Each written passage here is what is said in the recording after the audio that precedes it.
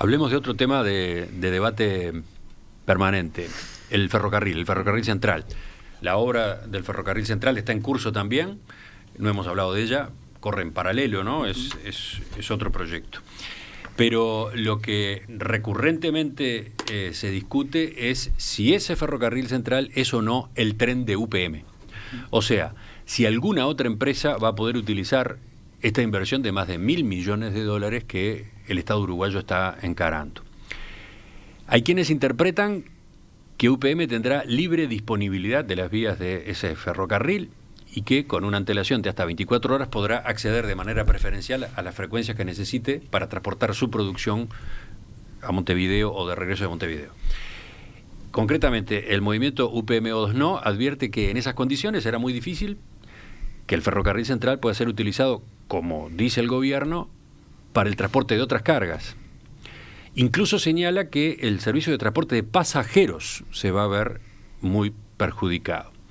Y sostiene que ahí hay otro ejemplo de concesiones excesivas realizadas por el gobierno anterior e incluso a UPM. Veamos, vamos a meternos en este punto. ¿Qué responden ustedes? Bien, allí algunas puntualizaciones. Principalmente nos vamos a centrar en describir cómo será la operativa ferroviaria de nuestra empresa. Creo que conviene, por las dudas, para el oyente leer lo que dice el contrato RO-UPM. Allí indica que la Dirección Nacional de Transporte Ferroviario, que depende del Ministerio de Transporte y Obras Públicas, deberá habilitar al operador ferroviario de UPM acceso prioritario a la vía férrea para 6 slots diarios en ambos sentidos para el transporte de celulosa y su retorno vacío a la planta de celulosa, un slot diario para la ruta norte, para los cargamentos de productos químicos que se dirigen hacia la planta de celulosa, b, la ruta sur para el regreso del tren al puerto. También se señala que el número de slots que no sea utilizado por UPM quedará a disposición de la Dirección de Transporte Ferroviario a los efectos que ésta determine. Y por último se indica, Uruguay asignará los slots de manera tal que los slots se distribuyan de manera homogénea todos los días, a menos que UPM solicite lo contrario. UPM indicará su uso de slots al menos con 24 horas de anticipación. Acá está el nudo de la polémica, ¿no? Y básicamente esa redacción efectivamente es correcta. Describiendo la operativa de UPM, Emiliano, son 7 trenes de ida y 7 trenes de vuelta con esa composición que usted mencionaba, es decir, con 6 trenes cargados de celulosa y con un tren cargado con químicos que se van a requerir para nuestra producción. Es importante también señalar de que con carga serán los trenes que salen de la planta de celulosa y que luego regresan vacíos al sitio industrial. Lo mismo el transporte de químicos. Entonces hablamos de 7 trenes de ida y 7 trenes de vuelta cuando la planta esté a plena capacidad. ¿Eso qué significa? Del tránsito de un tren cada 2 horas asociado a nuestra operativa. UPM efectivamente utilizará el 50% de la carga, es decir, de la capacidad de la vía. El resto del 50% va a ser utilizado por otras empresas que ya están demostrando interés, empresas de otros rubros, empresas graneleras, empresas de contenedores, empresas de madera, empresas lácteas. Y el otro punto también central, para quizás destacar y mencionarle a los oyentes, por ejemplo, los tiempos de espera en las intersecciones serán máximo de 1 minuto 30 segundos. ¿A qué tiempos de espera se refiere? A los tiempos de espera cuando el tren vaya circulando, es decir, en las intersecciones, donde haya cruces, básicamente, el tiempo máximo de espera para la persona que justo está por cruzar, digamos. En una barrera. En una barrera será máximo de 1 minuto 30 segundos. Y la otra característica, para cerrar esta descripción de la operativa ferroviaria de nuestra compañía, es asociada a la seguridad. Es decir, el transporte ferroviario es 44 veces más seguro que el transporte por camión asociado a lo que es el transporte de mercancías peligrosas, que es el que hoy actualmente se desarrolla en el país. El transporte de químicos se da por camiones, por las principales rutas nacionales, la Ruta 1, la Ruta 2, la Ruta 3, Bueno, la Ruta 5, acá, la Ruta 9. Entre los mensajes de los oyentes aparece el temor al accidente de este tren cargando productos químicos. Exactamente. Este es uno de los puntos delicados del proyecto, ¿no? Esa es una característica de las cuales el operador ferroviario tendrá que aplicar los más altos estándares nacionales e internacionales asociados al transporte, en este caso de mercancías peligrosas, y lo va a aplicar tanto durante la carga y la descarga de los químicos, durante la operación y también durante la etapa de mantenimiento. Y allí unos puntos que son requisitos clave, que están asociados a lo que es el diseño de los vagones, lo que es la señalización de los vagones, lo que es el mantenimiento de los vagones, lo que es la capacitación operativa del personal que lleve adelante esa gestión y también los planes de emergencia que tendrán que desarrollar junto con las autoridades locales para poder, en la eventualidad de enfrentarse a una situación de esas características, dar respuesta segura y confiable a todas las comunidades y a la sociedad civil en su conjunto. Pero volviendo al punto previo, también enfatizar algunos de los conceptos que vertía Matías. El operador ferroviario que utiliza el UPM va a utilizar el 50% de la carga. Bueno, vamos a eso, porque recién aparecía la descripción de cómo es la operativa en general, qué dificultades o qué complicaciones genera a los entornos, bueno, el riesgo de accidente en caso del transporte de productos químicos y cómo se lo maneja. Pero estaba el punto crítico de si efectivamente, de acuerdo al contrato, como está redactado, va a haber otros usos posibles para esa fenomenal infraestructura en la que se está invirtiendo, ¿no? Ahí voy. Yo esto, de alguna forma, lo veo de otro lado. Los proyectos transformadores en infraestructura, generalmente lo que necesitan es una masa crítica que los viabilice rápidamente. Y lo hemos visto a lo largo de los años, es difícil arrancar un proyecto de esta envergadura teniendo el 50% de la capacidad precontratada, comprometida, como es este caso. La lógica de poder reservar los slots, ¿cuál es?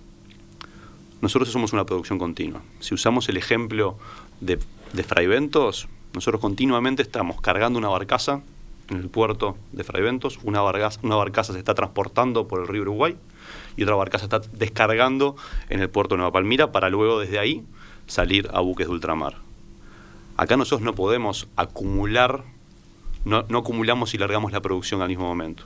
Tienen que ser 6 slots homogéneamente distribuidos a lo largo del día. Slots es el término que también algunos oyentes preguntan qué significa. Frecuencias. Son ventanas de tiempo. Son las ventanas de tiempo que lleva al ferrocarril recorrer los 250 kilómetros que hay entre la planta en Paso de los Toros y el puerto de Montevideo. Y esas frecuencias son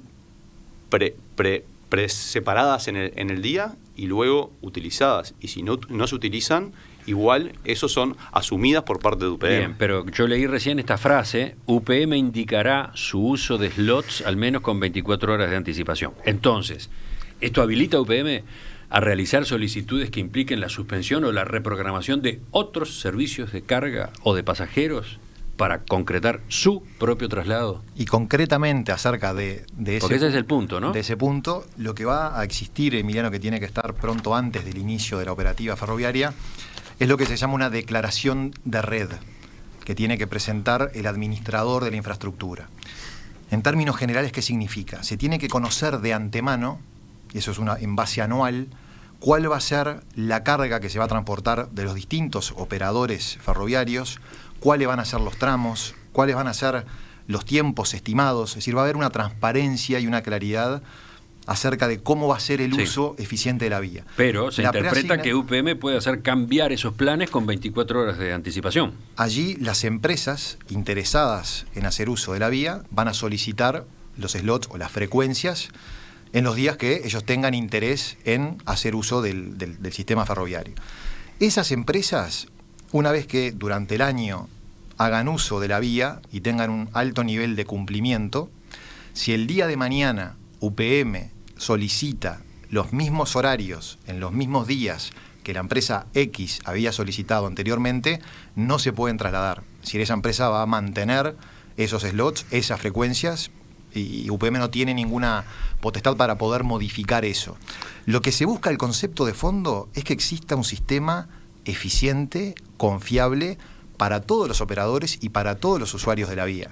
Es decir, lo que allí se menciona en el contrato, por ejemplo, si la empresa, sea UPM o sea otra empresa, con menos de 24 horas quiere o bien agregar otro tren o bien no utilizarlo, la idea es informar al centro del control de tráfico para que pueda gestionar esa solicitud, ver qué espacio existe en la vía para poder incorporarlo o no incorporarlo, pero no es que UPM tenga disponibilidad, es decir, constantemente de elegir los horarios o las frecuencias. Eso va a estar preasignado. ¿UPM no puede tomar una frecuencia que ya tiene asignada a otra empresa transportista?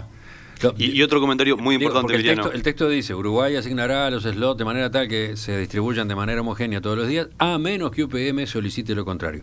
Y UPM indicará su uso de slots al menos con 24 horas de anticipación. Todas las frecuencias que ya estén asignadas para otras empresas, ni UPM ni otras empresas podrán hacer uso, excepto que exista un incumplimiento, lo mismo que en nuestro propio uso. Es decir, si una empresa no cumple regularmente con esa utilización, el centro de control de tráfico puede asignar a otro usuario que también haya estado interesado. Y otro punto importante para cerrar este concepto es, si existen al mismo tiempo la demanda de distintas empresas por el mismo horario, quien tiene prioridad es el transporte regular de pasajeros. Ese es un concepto mundial, que es global, que siempre la prioridad es del tren, del transporte regular de pasajeros. Entonces, resumiendo, UPM no tiene exclusividad en el proyecto del ferrocarril central. Lo que sí tiene es prioridad de uso en estos 7 slots que usted mencionaba, pero después van a ser utilizados por otras empresas que ya están demostrando interés en poder hacer uso de la vía. Y el concepto de la prioridad en realidad está dado por la disponibilidad, Emiliano, que es el concepto que de alguna forma genera esa competitividad para el país y para todas las empresas que tenemos interés en hacer uso del proyecto del ferrocarril central. Enseguida ingresamos en la tercera parte de la entrevista a propósito del proyecto UPM2, su estado actual, sus posibilidades. Tercera y última parte. Estamos con Gonzalo Gianbruno, director del proyecto UPM2, Matías Martínez, gerente de comunicaciones de UPM en Uruguay. Difícil abarcar en una entrevista de duración razonable todos los temas que habría que plantear y sobre los cuales incluso consultan los oyentes, porque aparte de lo que yo pueda tener preparado de antemano, de lo que estuve armando ayer, están los oyentes con sus propias inquietudes. Por ejemplo, hay quienes quieren saber cuáles son los productos tóxicos, ese es el término, que van a transportarse en el tren, en el ferrocarril central, en los servicios de la operadora de UPM, a lo que ustedes aludieron, ¿no? Hablamos de productos químicos. El oyente plantea el término tóxicos. Bien, ahí para ser bien concretos, ¿no? Ahí se va a estar transportando básicamente 3 productos químicos: ácido sulfúrico, soda cáustica y fuel pesado. Si hablamos de los primeros 2, hoy en día circulan en el país por año 5.000 camiones con esas sustancias. Si usted se detiene en la ruta nacional y ve un camión que tiene un rombo que dice 8 y al lado dice 1830, eso es ácido sulfúrico. Y llevarlo de la ruta nacional a lo que es una vía férrea está estudiado mundialmente que baja los riesgos en un 40 veces con respecto al transporte carretero. Quien plantea la pregunta, Norberto, dice: trabajo en emergencia móvil, me gustaría saber cómo accionar, qué precauciones para no generar más daños en el caso de accidentados, etcétera. O sea, aparece la preocupación ya en un escenario de accidente, ¿no? Y es una pregunta bien válida. Primero, esos productos se han transportado de los 12 años que nosotros hoy en día operamos en Fraiventos sin ningún incidente. Hoy en día se transportan por carretera y no hemos tenido un incidente en estos 12 años. Segundo, para poder transportar estos productos, lo primero que tiene que haber es una identificación muy clara. El vagón debe decir qué producto se transporta. Segundo, debe tener las instrucciones de cómo reaccionar en caso de incidente. Y los primeros a ser capacitados mediante no solo conocimiento teórico, sino simulacros y acciones, son los que vayan a operar la vía. Hay normas internacionales, la norma RID, que define claramente cómo tienen que ser los procedimientos en cada una de esas acciones. Y para desmistificar de alguna forma estos productos. Son productos que no solo se consumen en la industria de la celulosa, los consume OCE en cada una de sus plantas de tratamientos para hacer la regulación de pH, por ejemplo. Los consumen otras industrias que son en el día a día, que están instaladas dentro también de lo que son las áreas de la ciudad. Sigamos. Preguntan oyentes también a propósito de cuánto se paga por el uso de la vía férrea, etcétera. El diputado Eduardo Luz de Cabildo Abierto presentó la semana pasada una denuncia penal de 26 páginas contra el expresidente Tabaré Vázquez y todo su gabinete por haber firmado una resolución con modificaciones al contrato original ROW-UPM de 2017, suscrito en abril de 2018. Con su accionar cambiaron el monto del pago que tiene naturaleza de canon por el uso de las vías férreas entre Montevideo y Paso de los Toros y viceversa. Causaron un grave daño a la economía nacional, a la nación, a toda la República, a sus habitantes, en beneficio de la empresa UPM, sin justificación de hecho, contrariando las normas de derecho y el texto del contrato y la Carta Magna. Obviamente acá el foco está puesto en las autoridades anteriores, pero ¿qué responden ustedes a propósito de esa modificación en el pago del canon? Bien, bueno, primero aclarar cuáles son básicamente el canon fijo anual que pagará UPM por el uso de las vías. Uh-huh. Los primeros 5 años se estima que va a ser un monto cercano a más de los 6,5 millones de dólares, es decir, del año 1 al año 5 de operación. A partir del 6º año asciende aproximadamente unos 8 millones de dólares y luego se acordó, junto con el Estado, lo que es un bono por buen desempeño, que se le llama, que ahí se incrementa en un 25% el costo, digamos, medido en celulosa, básicamente en tonelada transportada a kilómetro. Ese bono se está dado por justamente el buen desempeño y el buen mantenimiento y el buen uso eficiente de la vía, que se paga si no hay más de 5 trenes con demoras mayores a 15 minutos mensualmente. Lo que se deja eventualmente de pagar, en el caso en que no exista ese cumplimiento, es ese bono por desempeño, pero siempre el canon anual fijo que mencionaba anteriormente. El único comentario, Emiliano... ¿Cuál es el cambio? ¿Por qué se produjo este cambio que denuncia el diputado Luz? El único comentario que podemos hacer desde la empresa es que nunca existió una doble opinión o visión acerca del valor acordado entre las partes. Es decir, nunca hubo una diferencia acerca de eso. Lo que sí luego se corrigió fue, una vez trasladado a una redacción ese valor, ahí hubo sí una modificación porque no reflejaba el valor acordado entre las partes. Es decir, es el único comentario que tenemos para agregar acerca de ese punto. Es decir, nunca hubo una doble visión, La diferencia fue bastante importante, el número cambió mucho. El número, en realidad, ahora, el canon que estamos hablando, es el canon, Emiliano, que es básicamente un promedio de todos los cánones que se aplican a nivel mundial. Es decir, el canon original, que estaba mal redactado, en definitiva no existe en ninguna parte del mundo y claramente era un error en la redacción, pero nunca en el concepto del valor original acordado entre las partes. Emiliano, y para cualquiera de la industria que se le pueda presentar esta duda, que se le pueda consultar, es claro y unívoco cuál es el valor que estaba definido ahí, porque es lo que sale en el mundo transportar carga a granel a través del modo ferroviario. ¿Qué hay que entender entonces? ¿Que fue una errata o algo por el estilo lo que se plasmó en el texto inicial? Eso es una puntualización que queda para cada uno, pero en definitiva es el cambio que existió fue ese. Es decir, porque la interpretación del valor nunca hubo una doble opinión, lo que sí hubo fue un error en esa redacción al llevar el papel a la redacción de esa cifra.